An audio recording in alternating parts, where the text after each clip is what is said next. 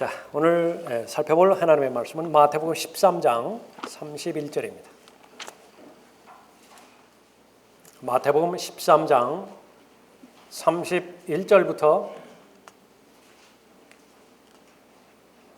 33절까지 받도록 하겠습니다.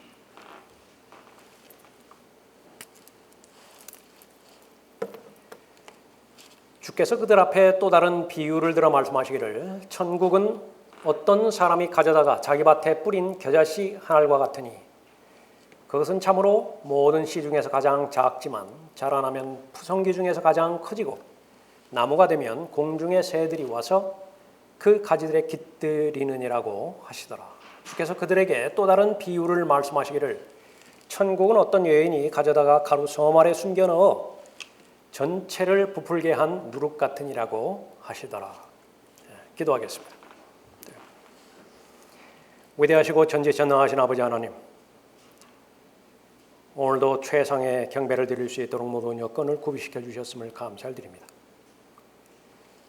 들을 수 있는 귀를 허락하여 주셔서 하나님의 말씀을 잘 이해할 수 있도록 인도하여 주시고, 결단할 수 있는 용기와 죄를 버릴 수 있는 결단의 아름다운 마음을 허락하여 주셔서 성령께서 원하시는 죄 없는 삶과 예수 그리스도와 동행하는 참된 자유로운 삶을 모든 성도가 잘 누릴 수 있도록 인도해 주시길 간구드립니다.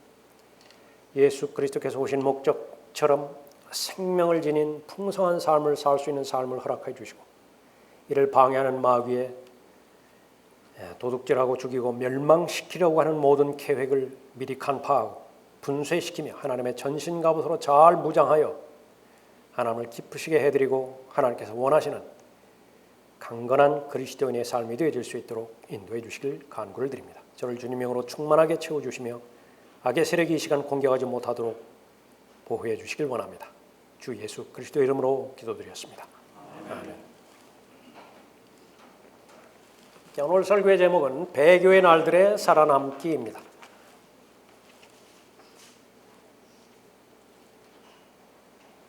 하나님의 역사, 경륜을 따라서 운행하고 계시죠? 매 경륜마다 사람은 실패로 끝납니다. 하나님께서 기회를 한 번 더 주셔서 새로운 경륜을 열어주시죠. 그러나 하나님이신 예수 그리스도께서 이 땅에 내려오셔서 하나님의 직접적인 의로 통치할 때까지 매 시대는 배교로 끝납니다. 배교는 진리의 지식을 받았음에도 불구하고 무지로 하나님의 말씀을 거부하는 것이 아니라 고의적으로 죄를 짓는 것을 배교라고 말하는 것이에요. 모든 경륜이 배교로 끝납니다. 히브리서 10장 26절에서 이는 우리가 진리의 지식을 받고 난 후에도 고의적으로 죄를 지으면, 그렇게 언급하고 있죠. 뒤따르는 것은 심판뿐입니다. 진리의 지식을 깨닫고 하나님께서 원하시는 뜻을 알았습니다. 하나님께서 원하시는 뜻은 풍성한 삶이고 열매 맺는 삶이에요. 30배도 좋고 60배도 좋습니다. 100배의 결실의 열매를 맺기 위해서 하나님께서 필요한 모든 것들은 예수 그리스도를 통하여 다 공급해 주시죠. 그 일을 위해서 아버지 하나님께서는 졸지도 않으시고 쉬지도 않으세요. 지금 이 시대에 계속 일하고 계십니다. 그림으로 보여준 것 가운데 하나가 포도나무에 붙어있는 가지라고 말씀하셨는데, 그 가지가 해야 될 일은 하나뿐입니다. 열매 맺는 일이에요. 열매 맺는 데 필요한 모든 요소, 필요들은 하나님께서 책임지신다 말씀하시죠. 말씀과 기도의 방편을 통해서 하나님의 은혜의 능력을 주시겠다고 말씀하고 있는 것입니다. 그러나 결과는 어떻게 돼요? 죄된 습관을 고의적으로 깨트릴 마음이 없어요. 왜 그렇습니까? 그 쾌락을 하나님께서 허락해 주시는 의의 열매와 바꿀 마음이 없기 때문에 그래요. 지속적으로 범죄하는 행위의 결과 하나님의 심판을 받게 되는 배교에 노출되게 되는 것입니다. 겉보기에는 잠시 좋아 보일 수 있습니다. 그러나 열매를 맺을 수 없는 밭에 대해서 씨 뿌리는 자의 비유를 통해서 미리 말씀해 주셨죠.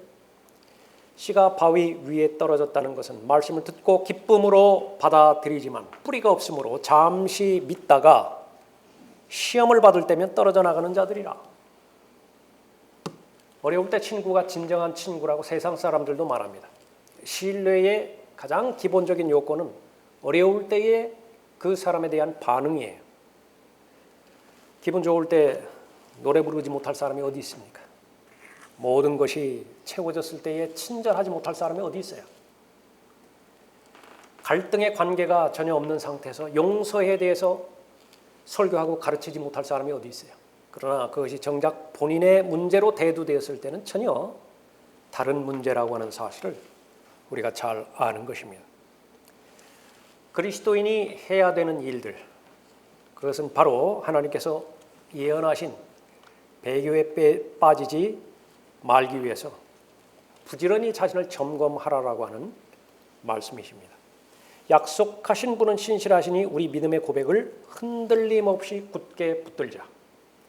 마음에서 일어나는 감사, 그것은 입으로 시인하게 되어 있죠. 그 시인이 지속적으로 되어질 때에 하나님 앞에 신실하다라고 평가를 받게 되어 있습니다. 마귀가 노리는 것은 무엇입니까? 그것은 바로 위선적인 삶을 살게 충동질하는 것입니다. 우리의 고백, 믿음의 고백, 흔들림이 없어야 될 것입니다. 그러기 위해서는 굳게 붙들어야 되겠죠. 그리스도의 몸, 교회, 과연 그 종말은 어떻게 될 것인가? 후천년주의, 무천년주의에서 말하는 것과는 정반대로 완벽한 실패로 끝납니다. 예수님께서 지상에 내려오실 때에 믿음을 발견할 수 없어요. 인자가 올 때 세상에서 믿음을 보겠느냐? 바로 교회 시대의 마지막을 말씀하고 있는 것이죠. 내가 네 행위를 아노니 내가 차지도 아니하고 덮지도 아니하도다. 나는 내가 차든지 덮든지 하기를 원하노라. 내가 그처럼 미지근하여 차지도 아니하고 덮지도 아니하기 때문에 내가 너를 내 입에서 토해 내겠노라. 하나님의 심정을 그대로 요한계시록 3장 15절에서 표현하고 계십니다.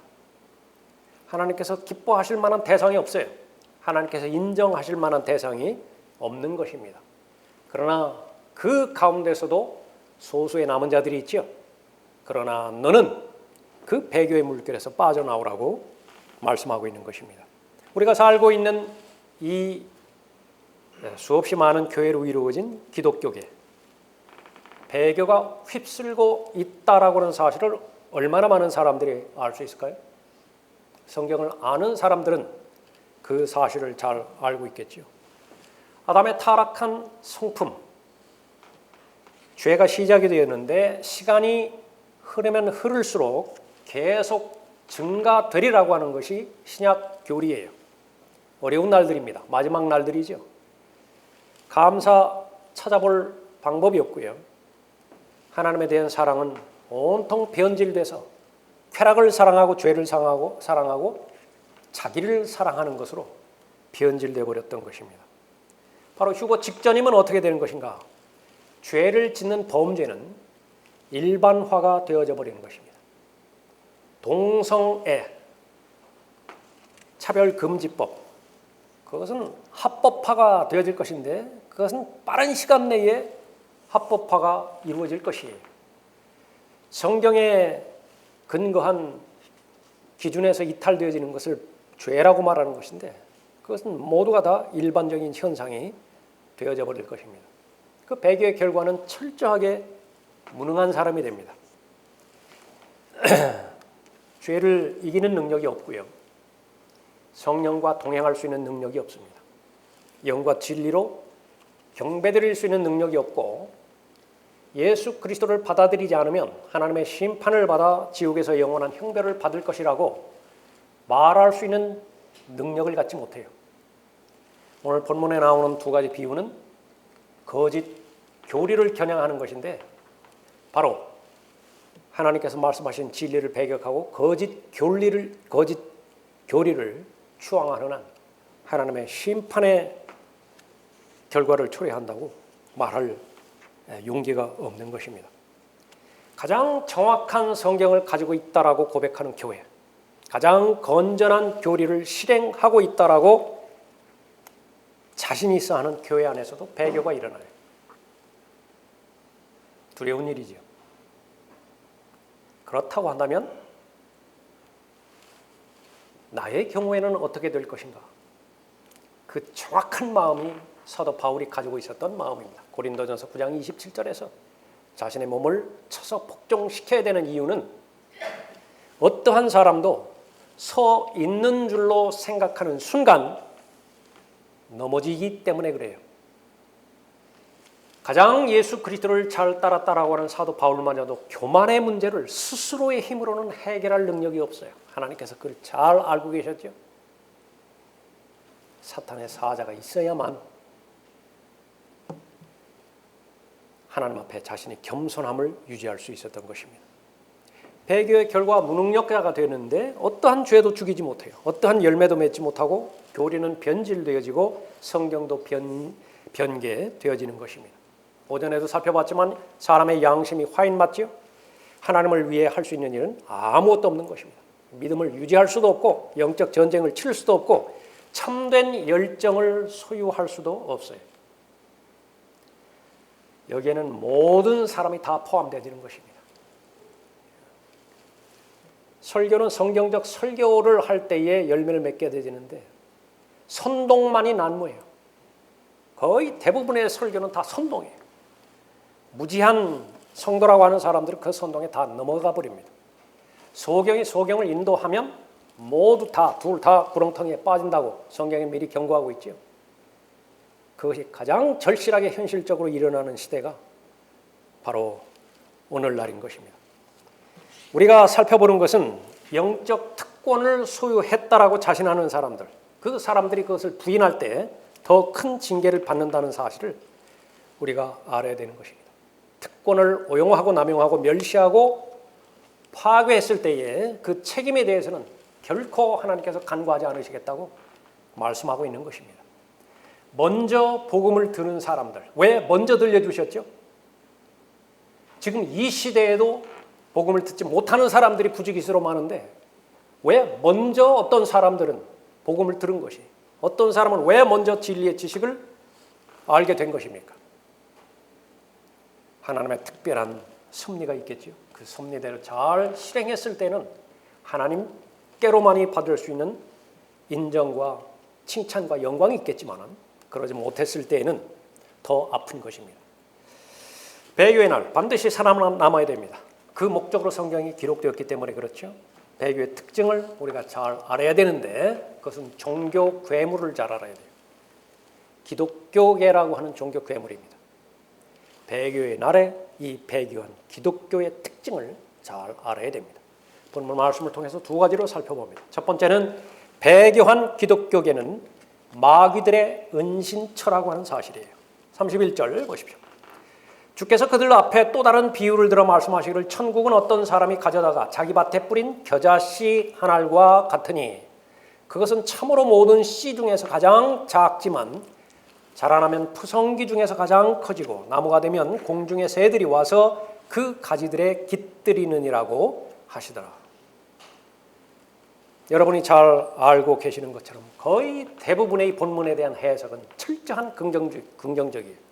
복음의 시작은 비록 미미했지만 그러나 교회의 능력으로 성령 하나님의 역사로 그것이 큰 나무가 되어서 세상 모든 사람들, 본문에서 말하는 공중의 새들 포함해서 누가복음에서는 짐승들까지도 다 아우르는 것입니다. 모든 세상을 다 복음의 피난처 안에 다 품는다는 말이죠. 들어보십시오.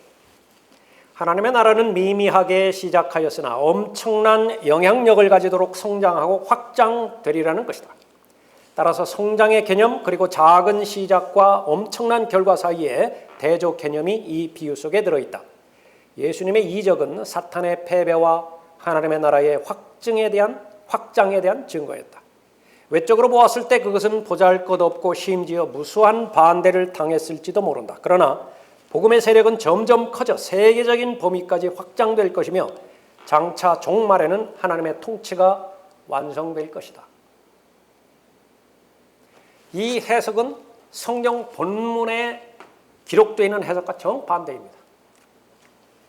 씨 뿌리는 자의 비유에서요, 씨가 다 뿌려졌지만은 부정적인 결론을 말씀해 주시는 것이죠. 4분의 1만 열매를 맺어요. 4분의 3은 실패로 끝난다고요. 그것을 강조하는 것입니다. 곡식과 독보리의 비유가 있죠. 세상에는 구원받은 하나님의 자녀만 있는 것이 아니라 독보리도 여전히 존재해요. 언제까지 존재하죠? 휴거 때까지 존재한다고요. 그러나 이 사람들의 주장은 어떻게? 궁극적으로는 모두가 복음화가 될 것이라고 확신하고 있죠. 그 확신은 어디에서 나온 거예요? 또 물고기에 이 세상을 비유하죠. 그물을 쳐서 고기를 잡았는데 좋은 물고기가 있는 것만이 아니라 나쁜 물고기도 있는 것이에요. 그것은 세상 끝까지 그렇게 갈 수밖에 없는 것입니다. 이 사람들의 처음의 실패에는 이 겨자씨부터 잘못 해석했기 때문에 그런 것이에요. 겨자씨를 복음이라고 말합니다. 그러나 성경에서는 겨자씨를 복음이라고 말한 적이 없어요. 무엇이라고 말했느냐? 믿음이라고 말했습니다. 마태복음 17장, 누가복음 17장에서 계속해서 너희에게 겨자씨 하나일 만한 믿음이 있다면 그렇게 말합니다. 이 믿음은 어디에 뿌리 내렸느냐 그러면 밭에 뿌리 내렸죠. 밭은 성경에서 분명하게 언급하기를 세상이라 그랬습니다. 세상에 뿌리 내린 거예요. 예수 그리스도는 어디에 오셨어요? 믿음의 주체이신 그분은 어디에 오셨어요? 세상에 오신 거예요. 그가 세상에 계셨고 세상은 그에 의하여 지은 바 되었으나 세상은 그를 알지 못하더라. 이 사람들의 주장대로라고 한다면 이 세상이 예수 그리스도를 받아들여야 됐을 거 아니겠어요? 그래서 예수님의 오신 목적대로 이 지상의 왕국이 세워져야 됐을 거 아니겠어요? 정반대로 돌아가는 것입니다. 그러나 인자가 올 때 그가 세상에서 믿음을 찾아볼 수 있겠느냐? 재림 때에는 이 땅의 참된 믿음은 거의 찾아볼 수 없다라고 예언적으로 기록해 놓았어요. 누가복음 18장 8절에서. 이 사람들이 또 잘못 해석한 것은 공중의 새들이죠. 공중의 새들. 이것은 성경에서 직접적으로 해석하는 것은 마귀의 영들이에요. 마귀들이라, 악한 영들이라 그렇게 언급하고 있죠. 악한 영들이 찾아오는 것입니다. 겨자씨에 대해서도 비정상적인 표현을 하고 있음에도 불구하고 후천년주의식 해석 방법으로 인해서 모두 다 긍정적으로 해석하고 있는 것입니다. 이 겨자씨는 푸성기라고 말씀하고 있죠. 그것은 참으로 모든 씨 중에서 가장 작지만 자라면 푸성기 중에서 가장 커지고 여기서 끝나야 되는데 나무가 돼버렸어요. 푸성기가 나무가 되면 어떻게 돼요? 믿음이 심하게 왜곡되고 비틀어져서 흉물스러운 괴물이 돼버린 것을 말하는 것이에요. 그 속도는 엄청나게 빨라요. 한여름에 비 많이 내릴 때에 상추 심어놨을 때 상추 자라는 속도 한번 보셨어요? 그것보다는 비교할 수 없는 속도로 이 겨자씨가 자라서 푸성기임에도 불구하고 큰 나무가 그렇게 되어지는 것입니다. 성경에서 나무, 그것은 사람을 많이 비유하죠. 반복적으로 윤리적인 가치를 지닌 존재로 분류되는 것입니다. 사람들에 대해서 가르쳐 주실 때에 악인은 월계수나무라고 합니다. 비유예요. 의인은 종려나무로 비유가 되어지기도 합니다. 가장 행복한 사람, 만족스러운 사람 시편 1편에 나와 있죠. 역시 나무로 비유를 합니다. 그는 강가에 심겨진 나무 같아서 계절을 따라 열매를 맺으며 그의 잎사귀도 마르지 아니하나니 그가 무엇을 하든지 번성하리라. 무화과나무는 자기 의의를 상징하고요. 이스라엘은 올리브나무, 포도나무 그것으로 불려지기도 하죠. 공중에 새들이 와서 그 가지들에 깃들이는 나무, 도대체 이 나무는 어떤 나무인 것인가? 구약의 두 가지 경우에서 가장 분명하게 나타나 보여주셨어요. 하나는 다니엘 4장에 나와 있는 느부갓네살이 꾼 꿈이었습니다. 그 해석을 다니엘이 해주지요. 왕께서 보신 그 나무가 자라서 견고하게 되고 그 높이가 하늘에 닿았는데 그 모양은 온 땅에 이르렀고 그의 잎사귀들은 아름다우며 그 열매는 많아서 만민을 위한 식량이 되며 들의 짐승들이 그 아래 거하며 공중의 새들이 그 가지들의 거처를 삼았나이다. 어디 그림이에요? 마태복음 13장에 나오는 푸성귀이지만 이것이 변질되어서 큰 나무가 되어버린 그런 내용인 것입니다. 적그리스도의 나무예요. 가장 강력한 예표 가운데 하나가 느부갓네살이 적그리스도라고 하는 사실이죠. 또 하나는 에스겔 31장에 나오는 것인데 아시리아인이에요. 마찬가지로 적그리스도를 예표하죠. 보라, 아시리아인은 아름다운 작은 가지들과 그늘을 들이우는 가지를 지니며 키가 커서 그 끝이 빽빽한 큰 가지들 사이에 있는 레바논의 백향목이었느니라. 그것이 3절이고요. 5절에 가서 보면 그러므로 그 나무의 높이가 들의 모든 나무보다 높으며 그 나무가 솟아날 때 물이 많으므로 그의 큰 가지들이 무성하고 그의 작은 가지들이 길어졌도다. 하늘의 모든 새들이, 마귀들이죠, 악한 영들이죠, 하늘의 모든 새들이 그의 큰 가지들의 둥지를 만들며 그의 가지 아래는 들의 모든 짐승들이 그들의 새끼들을 낳으며 그 그늘 아래에는 모든 큰 민족이 거하였느니라. 적그리스도의 왕국에 대해서 완벽하게 사탄의 왕국이 형성이 되어지는 것입니다. 죽음과 사망과 지옥의 왕국이라고 언급하고 있는 것이죠. 요한계시록 17장에 보면은 한 여인이 나타납니다.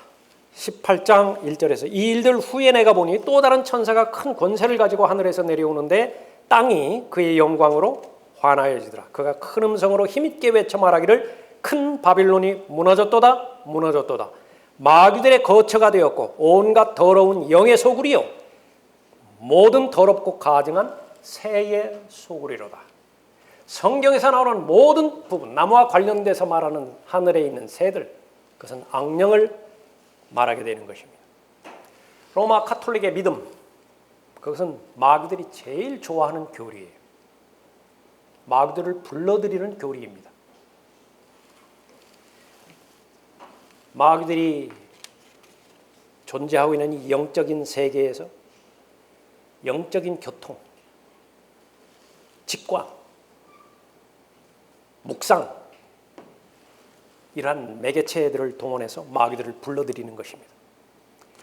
그러나 그 사람들이 말하는 것은 성경적 용어를 사용하기 때문에 사람들은 분별하지 못할 뿐인 것입니다. 가톨릭에만 국한된 것이 아니라 모든 기독교계 역시 마찬가지예요. 처음에 살펴봤지만은 이 겨자씨의 비유에 대한 비유, 이것은 하나님께서 경고를 주기 위해서 말씀하고 있는 것인데 정반대로 해석하고 있는 것이죠. 마태복음 11장 12장에서 유대인들은 본격적으로 예수 그리스도를 거부합니다. 예수님께서는 그 세대를 악한 세대라 그렇게 부르는 것이에요. 마태복음 10장까지만 한다 하더라도 제자들을 보내서 이스라엘의 잃어버린 양들에게 가서 왕국 복음을 전파하라고 말씀하시죠. 그러나 바로 다음 장인 11장에서 예수 그리스도께서 다윗의 아드님을 계시하셨음에도 불구하고 집단적으로 예수 그리스도를 거부해요. 더 나아가서 예수 그리스도를 마귀라고 부르죠. 브엘세붑의 힘을 힘입어서 기적들을 행한다고 그렇게 부르죠. 예수님께서는 이스라엘이 자신을 받아들이지 않을 것을 알고 이제부터는 이방인들을 다루시겠다고 경고하는 것입니다. 이스라엘은 더 악에 받쳐서 용서받을 수 없는 죄를 지어버리죠. 마귀 들렸다고. 예수 그리스도를 향해서 마귀 들렸다고 용서받을 수 없는 죄를 짓게 되는 것입니다. 예수님께서는 이방인들이 너희들을 심판할 것이라고 요나보다 위대한 이에 대해서 설교하시죠. 솔로몬보다 위대한 이에 대해서 설교하시죠. 그때 이방인들이 나와서 너희들을 정죄할 것이라고 그렇게 말하고 있는 것입니다. 천국은 점점 이스라엘로부터 멀어져 가고 있어요.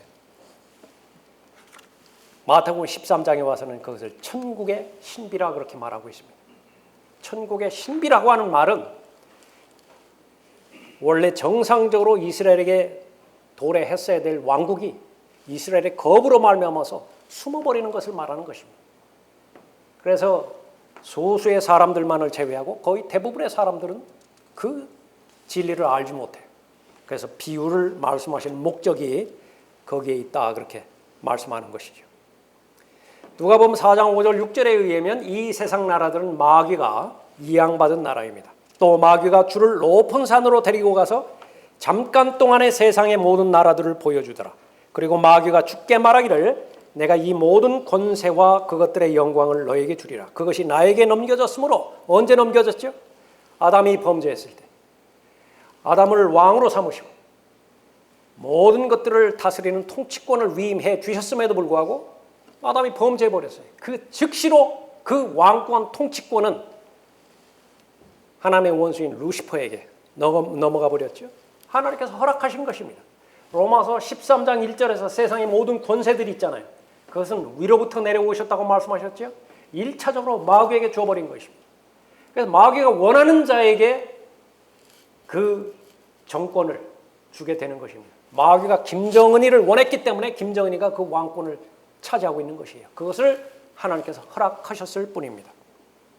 이 세상의 신이죠. 사탄은 이 세상의 신으로서 모든 권세를 통제하는 권세를 갖고 있는 것입니다. 더 구체적으로 적용한다고 한다면 거의 대부분의 나라가 소속되어 있는 UN 누가 통제하고 있죠? 미국이 통제하고 있는 것이 아니에요. G2가 영향력을 행사하고 있는 것이 아닙니다. 그것은 마귀가 통제하고 있는 것입니다. 그러나 성경에 기록되어 있는 천국, 그것은 하나님께서 직접 통치하시는 신정 국가여야만 되죠. 그러나 이스라엘의 거부로 인해서 신정 통치 국가, 신정 국가는 멀어져 갔습니다. 사탄은 아담으로부터 왕국을 빼앗았지만은 사탄에 속한 왕국을 천국이라고 부르지는 않아요. 지금 이 시대는 아주 위험스러운 때이고 갈등이 심한 때인데 그것을 기독교계 그렇게 부릅니다. 두 가지 왕국이 존재하는 것인데 하나는 하나님의 나라가 존재하죠. 하나님의 나라는 영적인 나라예요. 거듭나면 들어가는 나라입니다. 예수 그리스도께서 다시 오시면 볼 수 있는 나라예요. 왜 하나님의 나라가 보여지죠? 구원받은 모든 그리스도인들은 예수 그리스도와 동일한 영광스러운 몸으로 변모되기 때문에 하나님의 나라를 볼 수 있는 것이에요. 지금은 볼 수 없지만 하나님의 나라가 존재하는 동시에 천국의 신비의 형태로서 숨겨져 버린 이 천국의 신비의 형태, 기독교계를 그렇게 보는 것입니다. 이것은 모조품이에요. 왕국에 대한 모조품입니다. 또 다른 예수, 또 다른 영, 또 다른 복음, 고린도후서 11장에 나오죠. 사탄도 사탄의 일꾼이 있습니다. 거짓 사도들이 있죠. 거짓 교사들이 있죠. 심지어는 사탄의 성경이 있고 사탄의 교회가 있는 것이에요. 사람들이 믿지 않을 뿐입니다. 받아들이지 않을 뿐이에요. 교회는 모두 같은 교회라고 지나다니다가 교회라고 하는 편말이 보여지고 십자가만 그려져 있으면 잠시 기도하고 가라고 거의 대부분의 목사들의 심정이에요. 가르침이에요. 설교예요. 과연 그런 것인가? 얼마나 많은 사람들이 얼마나 많은 교계에서 바로 종교 괴물이 된 채 로마 카톨릭의 교리를 그대로 따르고 그 로마 카톨릭의 누룩에서 벗어나지 못함으로 인해서 참된 그리스도의 몸 그것을 공격하고 있는 것인가? 잘 알아야만 되는 것입니다. 우리가 살고 있는 이 기독교계 그것은 결코 하나님께서 영적으로 다스리는 왕국이 아니에요. 하나님과는 전혀 상관이 없는 것입니다. 다만 행세할 뿐이에요. 하나님께서 통치하고 계시다고 하나님의 인도를 받는 것이라고 말하고 있는 것입니다. 배교의 날에 살아남아야 됩니다. 그렇게 된다고 한다면 바로 제일 먼저 알아야 되는 것이 이 배교한 기독교, 그것은 마귀의 은신처라고 하는 사실을 잘 알아야 되는 것입니다. 잘 소재된 마음, 마귀가 제일 좋아한다고 그랬죠. 7배로 들어갈 수 있는 여건이 마련되어 있습니다. 도덕적으로 깨끗하고 윤리적으로 절대 기준을 가지고 있고 형식적으로 종교 생활하는 그 단체만큼 마귀가 좋아하는 단체가 없어요. 여러 가지 방언들을 동원하고 하나님께서 주시지 않는 은사들을 부르짖으며 치유의 은사라든지 귀신을 쫓아내는 축사라든지 그런 부분들을 동원해서 온갖 마귀들의 더러운 가증한 새들의 소굴이 되어져 버리는 것입니다. 결코 이 사실을 분별하지 못함으로 인해서 배교의 늪에 빠져서는 안 되는 것입니다. 배교의 날들에 살아남아야 됩니다. 그 목적으로 성경을 주셨죠. 모든 경륜은 배교로 끝납니다. 모든 경륜은 사람의 실패로 끝나게 되는 것이에요. 예수 그리스도께서 바로 오시기 바로 직전, 휴거, 그것은 모든 죄가 일반화될 때예요. 죄에 짓지 않는 사람은 찾아볼 수 없는 지경에 이르는 때입니다. 길은 배교의 특징을 잘 알아야 되죠. 두 번째로, 배교한 기독교계의 목적이 신부를 창녀로 타락시키는 것이라고 하는 사실을 알아야 되는 것입니다. 아내를 창녀로 팔아버리는 남자가 있을까요? 자신의 순결한 처녀가 있다고요. 약혼한 순결한 처녀가 있어요. 돈을 벌기 위해서 창녀로 내다 주는 그런 남자가 있을까요? 그러나 이 마지막 날들은 그렇다는 것입니다. 33절 보십시오. 주께서 그들에게 또 다른 비유를 말씀하시기를 천국은 어떤 여인이 가져다가 가루 섬 아래에 숨겨넣어 전체를 부풀게 한 누룩 같으니라고 하시더라. 어떤 여인이 나오죠. 가루 섬 아래 나오죠. 누룩이 나오죠. 전체를 부풀게 한 누룩과 같다 그렇게 말하고 있습니다. 이 부분도 역시 마찬가지예요. 교회가 주축이 되어서 누룩이라고 하는 복음이 확산되어서 가루 섬 아래 전체를 다 부풀게 만든다. 결국은 복음화가 될 것이다. 여인을 교회로 보는 것입니다. 누룩을 복음으로 보는 것이고 결과는 모두가 다 교회를 통해서 복음이 정복한다라고 하는 사실이죠. 그러니까 이것이 바로 후천년주의, 무천년주의 교리예요. 똑같은 하나님의 말씀인데 해석이 완전히 달라버려요. 누가복음 14장에서 이사야 14장에서 킹제임스 성경에서만 루시퍼라고 하는 이름이 나오죠. 사탄의 이름이 루시퍼라고. 도대체 그 루시퍼의 그 자리에 어떤 세력들이 예수 그리스도의 이름으로 대체시킨 거예요? 아무도 몰라요. 예수 그리스도를 저주하고 있다고요. 사탄의 성경. 그것을 알려줘도 아무런 마음의 충격도 받지를 않아요. 그것이 만약에 거짓이라고 한다면 자신이 보고 있는 개역 성경을 사명감을 가지고 지켜내야 될 거 아니겠어요? 의로운 분노를 품어야 된다고요. 도대체 어떤 사람들이 이사야 14장에서 사탄의 자리를 예수 그리스도의 자리로 변개시켰느냐고. 그 사명감을 가지고 자신이 믿고 있는 진리를 방어해내야 될 것 아니겠어요? 이 시대의 특징은요. 뜨겁지 않아요. 차지도 않아요. 미적지근하다고요. 하나님께서는 차라리 개워내고 싶다고요. 아주 토해내고 싶다고요. 성경에서 말하는 누룩, 이것은 결코 복음이 아닌 것입니다. 성경에서 말하는 누룩, 이것은 한결같이 부정적으로 나쁜 것으로 말하고 있는 것인데 이것은 썩는 것을 말하는 것이에요. 부패한 것을 말하는 것입니다. 세 가지를 말하는 것인데 하나는 위선이에요. 누가복음 12장 1절에 있는 것처럼 너희는 바리새인들의 누룩, 곧 위선을 조심하라 말하고 있죠. 예수 그리스도께서는 웬만하면 화를 내지 않으신 분이죠. 그러나 불같이 화를 냈던 대상이 바로 바리새인들이었는데 그 앞에 위선자들인 서기관들과 바리새인들이라고 명명하는 것입니다. 위선자들이에요. 마태복음 23장에서 한 장 전체를 다 통해서 얼마만큼 위선의 죄가 하나님 앞에 큰 죄인 것인지 잘 말씀하고 있죠. 또 하나는 거짓 교리입니다. 마태복음 16장 12절에서 그때서야 그들은 주께서 빵의 누룩을 조심하라고 말씀한 것이 아니라 바리새인들과 사두개인들의 교리를 조심하라고 하신 것임을 깨닫더라 언급하고 있습니다. 바리새인들의 교리, 사두개인들의 교리, 그것은 무엇이에요? 제사장들을 아버지라고 부르는 교리예요. 마태복음 23장 9절에서 또 땅에 있는 사람을 너희 아버지라 부르지 말라. Father. 부르지 말라고 했다고요. 그런데 왜 그렇게 고집스럽게 Godfather, 신부라고 부르는 거예요? 어디에서 그렇게 부르는 거예요? 죽은 자들을 위해 기도하고 길게 해야 된다고 가르치는 것입니다. 마태복음 23장 14절에서 위선자인 서기관들과 바리새인들아 너희에게 화가 있으리라. 이는 너희들이 과부들의 집을 살키며 과부들의 재산을 어떻게 빼앗죠? 남편이 먼저 죽었잖아요. 좋지 않은 곳에 갔을 거라고. 당신 남편은 좋지 않은 곳에 갔을 것이라고. 그 말을 어떻게 감당을 해요? 홀로 남은 과부가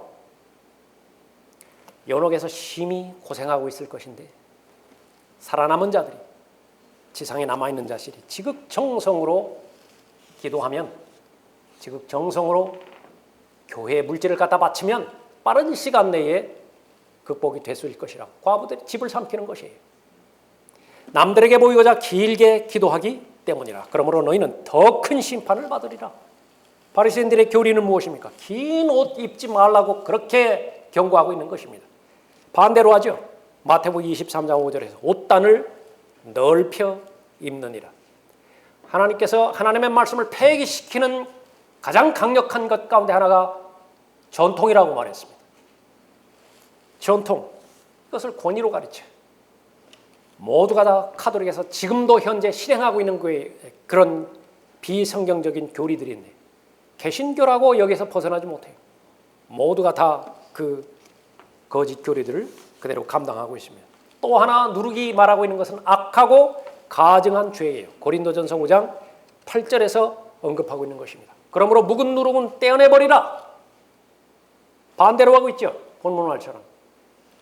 그래야 너희가 누룩을 넣지 않은 새 반죽이 되리라. 우리의 유월절 양이신 그리스도께서 우리를 위하여 희생되셨으므로 우리가 그 명절을 지키되 묵은 누룩이나 또 악하고 가증한 누룩으로도 말며, 악하고 가증한 죄 전체를 말하는 것입니다. 누룩이라고요. 오직 누룩 없는 성실과 진리의 빵을 가지고 지키자 언급하고 있습니다. 마귀는 마귀의 신학이 있습니다. 그것을 성경에서는 마귀의 교리들이라 언급하고 있죠. 대표적으로 마리아가 죄 없이 태어났다는 교리예요. 마리아가 예수 그리스도처럼 죄 없이 살았고 예수 그리스도처럼 마리아는 죄인들을 구원할 수 있다고 가르치는 것입니다. 심지어 마리아는 부활해서 하늘로 올라갔다라고 교리를 설정해 놨습니다. 중보자가 돼버렸어요. 모든 죄인들이 기도하는 기도를 마리아는 들어줄 수 있다고 가르치는 것입니다. 마리아여 마리아여 마리아여 그렇게 부르는 거예요. 누룩이 교회 성장을 가져온다고 믿습니다. 반죽이 부푸는 것, 교인의 숫자가 늘어나는 것이지요. 맞기는 맞는 말이에요. 누룩이 한번 퍼지면 순식간에 다 부풀어 올라버리죠. 누룩은 이스트죠. 이스트. 아주 시큼한 맛을 내는 것이에요. 하나님의 말씀을 결코 시큼한 맛을 내는 이스트로 말한 적이 없습니다. 하나님의 말씀은 사과라고 말씀하셨죠. 빵이라고 말씀하셨죠. 고기라고 말씀하셨죠. 꿀이라고 말씀하셨지만은 어느 경우에도 시큼한 맛을 가진 누룩이라고 말씀하신 적이 없는 것입니다. 그리스도인들은 예수 그리스도 영접한 후에 육신적인 죄들, 타락한 삶을 청산해야만 되는 것입니다. 그러지 않으면 바로 배교의 집단으로 추락하게 되어져 버리는 것이죠. 이 여인은 교회가 아니에요. 성경에서 하나님의 그리스도의 몸인 이 교회를 세 가지로 부르고 있죠. 첫 번째는 아내입니다. 에베소서 5장 24절 이후에서 그리스도의 몸은 아내로 불려져요. 와이프라고요. 또 하나는 신부로 불려지는 것입니다. 요한계시록 21장에서 브라이드예요. 또 하나는 순결한 처녀입니다. chaste virgin이에요. 이 세 가지 외에는 그리스도의 몸을 다른 이름으로 부른 적이 없습니다. 그러나 성경에 보면 그리스도의 몸인 신부, 아내, 순결한 처녀 못지않게 많이 등장하는 여자 하나가 있어요. 워먼이 등장해요. 워먼, 여인이라고요. 종교적 활동과 더불어서 나오는 이 여인입니다. 요한계시록 2장 20절에서는 이 여인의 이름이 이세벨이에요. 그러나 내게 두어 가지 책망할 것이 있나니 이는 내가 자칭 여선지자 이세벨이라는 여자를 용납함으로 그녀가 내 종들을 가르치고 유혹하여 행음하게 하고 우상에게 바친 재물을 먹게 하기 때문이라. 요한계시록에 나와 있는 네 번째 교회인 두아티라 교회인데, 두아티라 교회가 망한 것은, 배교로 치닫은 것은 이 여자를 용납한 것 때문에 그렇죠. 이 여자의 실체가 요한계시록 17장에서 나오는 것인데, 또 내가 보니 한 여자가 주홍빛 짐승 위에 앉아 있는데 그 짐승은 하나님을 모독하는 이름들로 가득하고 7 머리와 10 뿔을 가졌더라. 또 그 여자는 자주색과 주홍색 옷을 입고 금과 보석과 진주로 장식하고 손에는 금잔을 가졌는데, 금잔으로 상징되어지는 집단이 하나 있죠. 로마 카톨릭이라고. 그 잔은 가증스러운 것들과 그녀가 행한 음행에 더러운 것들로 가득 찼더라. 친카톨릭적인 개신교, 구천년주의, 무천년주의 똑같은 것이에요. 그 뿌리는 똑같은 것입니다. 이 사람들의 신학은 재림에 관련된 교리를 난도질해버리는 것입니다. 여인을 교회로 사적으로 해석해버린 것입니다. 또 하나 가루 서말이죠. 가루는 좋은 것입니다. 가루는 순수한 구약에서 제물로 하나님 앞에 바쳐졌던 제물이죠. 곡식으로 만들어졌습니다. 그 곡식은 왕국의 자녀들이라고 언급하고 있는 것이죠. 그런데 이 가루가 누룩으로 다 오염이 되어버렸습니다. 다 부패해 버렸던 것입니다. 서말이라고 그렇게 말했을 때에 모두가 다 예수 그리스도를 시인하고 고백하는 세 집단이 있죠. 하나는 로마 카톨릭이고, 또 하나는 그리스 정교회입니다. 또 하나는 우리가 살고 있는 이 프로테스탄트 개신교를 말하는 것이에요. 이 세 집단이 모두가 다 썩어버렸어요. 모두가 다 부패해버렸던 것입니다. 무엇 때문에 그렇죠? 로마 카톨릭의 거짓 교리 때문에 그런 것입니다. 종교 개혁을 한다고는 했지만은 바로 마틴 루터도 극복하지 못한 거짓 교리들이 있어요. 잠깐 종교 개혁을 통해서 부흥의 역사를 이루어 왔다고 보지만은, 그러나 다시 배교의 물결로 돌아갈 때는 그다지 많이 시간이 걸리지 않았던 것입니다. 여기에서 나오는 여자, 그것은 그리스도의 신부와 같은 순결한 처녀가 아니라고 하는 사실을 우리가 잘 알아야 되는 것입니다. 하나님의 나라와 관련돼서도 이 누가복음 13장에서 이 어떤 여인이 가져다가 가루 서말에 숨겨놓은 전체를 부풀게 한 누룩과 같다라고 언급하고 있거든요. 그러니까 이 부분은 바로 교회와도 상관이 있는 것입니다. 구약에서 레위기 7장이라든지 레위기 23장에서 오순절에 대한 교리를 가르치시면서 거기서 누룩이 포함된 빵을 허락을 합니다. 성경에서는 절대로 누룩을 넣으면 안 돼요. 그러나 이것은 예표적으로 사도행전 2장에서 오순절이 되었을 때에 성령께서 오셔서 그리스도의 몸을 형성되어지는 과정에서 얼마든지 육신적인 그리스도인도 포함이 될 수 있다라고 하는 교리를 가르쳐 주는 것입니다. 하나님의 피로 산 교회에도 모두가 다 영적인 그리스도인만 있는 것이 아니라 타락한 그리스도인도 있다라고 하는 사실입니다. 오늘의 영적인 현실, 모두가 다 적그리스도의 왕국을 실현하기 위해서 세팅 준비는 다 끝났어요. 적그리스도의 결론은 한 사람도 예외 없이 모두를 다 잃어버린 죄인으로서 지옥에 몰아넣는 것입니다. 그 부분에 대한 세팅도 다 끝나버렸어요. 이제는 시간만 가기를 기다리고 있는 것입니다. 그 시기가 바로 여러분들이 살고 있는 이 마지막 날들이에요. 성경에서 괜히 어려운 때라 그렇게 말씀하고 있는 것이 아닙니다. 어떻게 하면 배교의 물결에서 빠져나갈 수 있는 것입니까? 정신 차리라 말씀하신 그 말씀에 순종하면 되는 것입니다. 볼 수 있는 것을 볼 수 있는 영적인 안목이 있어야 돼요. 도대체 무엇을 보는 것이죠? 이 마지막 날 살아가면서 거의 대부분의 마지막 날들의 고백은 라우디케아의 교회의 고백과 똑같은 것입니다. 부족한 것이 없어요. 여름이면 여름대로 냉방시설 잘 돼 있죠. 겨울이면 겨울대로 난방시설 돼 있죠. 돈이 모자라서 못하는 것이 뭐 있으세요? 사람들은 또 얼마나 많이 있습니까? 건물은 얼마나 또 높이 올라가요. 세상에서 끼칠 수 있는, 교회가 끼칠 수 있는 사회적인 정치적인 영향력은 또 얼마나 됩니까? 부족한 것이 무엇이에요? 부족한 것이 있어야 기도의 필요성을 느끼죠. 그러나 하나님께서 보실 때에 너처럼 가련한 사람이 없다고 말씀하시죠. 제일 가난해요. 교회 역사상 제일 불쌍하다고요. 안약을 사서 눈을 고치라고 말씀하시죠. 소경이에요.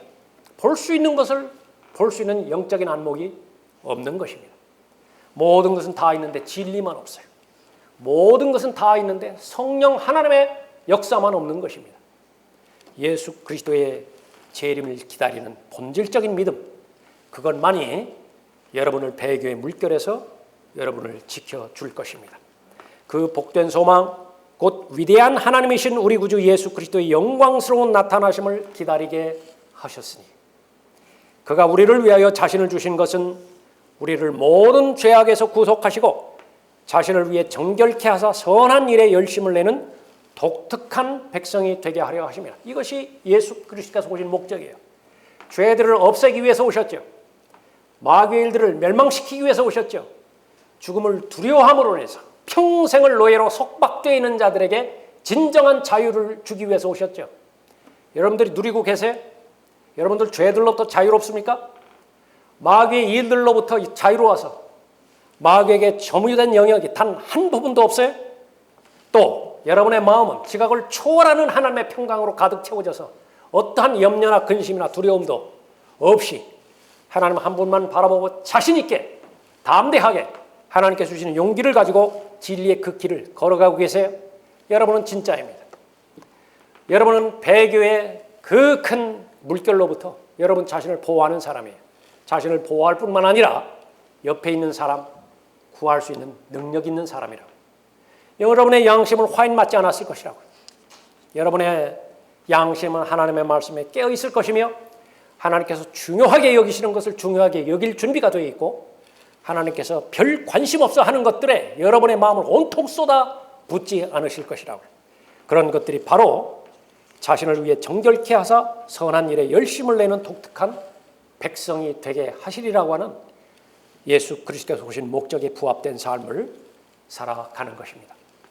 모든 경륜은 배교로 끝나게 되어 있습니다. 모든 경륜은 실패로 끝나게 되어 있어요. 예수 그리스도는 반드시 다시 오십니다. 인자가 올 때 세상에서 믿음을 보겠느냐 말씀하실 때에 소수의 남은 자로서 아멘 그러하옵니다 주 예수여 오시옵소서 그렇게 하나님 앞에 마음 중심으로부터 우러나오는 간청을 주님 앞에 드릴 수 있는 여러분이 되시기 바랍니다. 기도하겠습니다.